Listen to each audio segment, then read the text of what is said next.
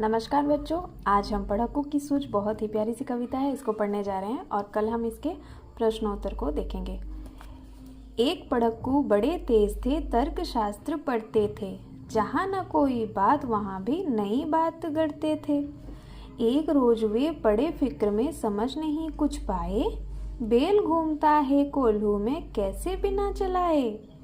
कई दिनों तक रहे सोचते, मालिक बड़ा गजब है, सीखा बैल को रखा इसने निश्चय कोई ढब है।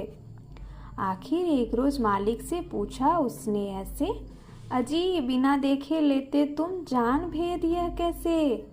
कोल्हू का ये बैल तुम्हारा चलता या अड़ता है, रहता है घूमता खड़ा हो या पागुर करता है।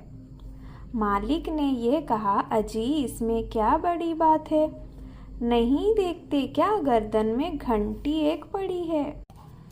जब तक ये बसती रहती मैं ना फिक्र करता हूँ, हाँ जब बसती नहीं दौड़कर तनिक पूंछ धरता हूँ। कहा पढ़क्कू ने सुनकर, तुम रहे सदा के कोरे, बेवकूफ मंतिक की बातें समझ सकोगे थोड़े। अगर किसी दिन बैल तुम्हारा सोच समझ अड़ जाए, चले नहीं बस खड़ा खड़ा गर्दन को खूब हिलाए। घंटी टुन टुन खूब बजेगी तुम ना पास आओगे, मगर बूंद भर तेल सांझ तक भी क्या तुम पाओगे। मालिक थोड़ा हंसा और बोला कि पढ़क्कू जाओ, सीखा है ये ज्ञान जहाँ पर वहीं इसे फैलाओ। यहाँ सभी कुछ ठीक ठाक है, यह केवल माया है, बैल हमारा नहीं अभी तक मंतिक पढ़ पाया है।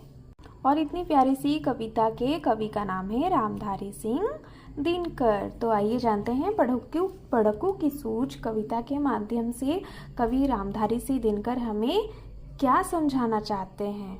तो इस कविता से हमें ये समझ आती है कि जो एक पढ़क्कू थे बहुत ही हमेशा तर्क किया करते थे लोगों से, जो कि तर्क शास्त्र पढ़ते थे और छोटी छोटी बातों को वो क्या करते थे, तिल का ताड़ बना देते थे।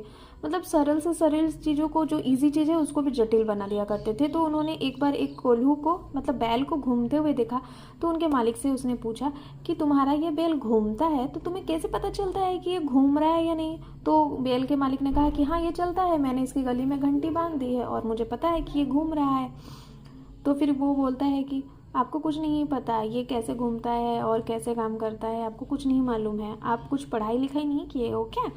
तो वो बोलता है कि तुम अपनी ये पढ़ाई अपने पास रखो और मुझे अपनी ज़िंदगी सरलता से जीने दो, ठीक है। तो इस कहानी से हम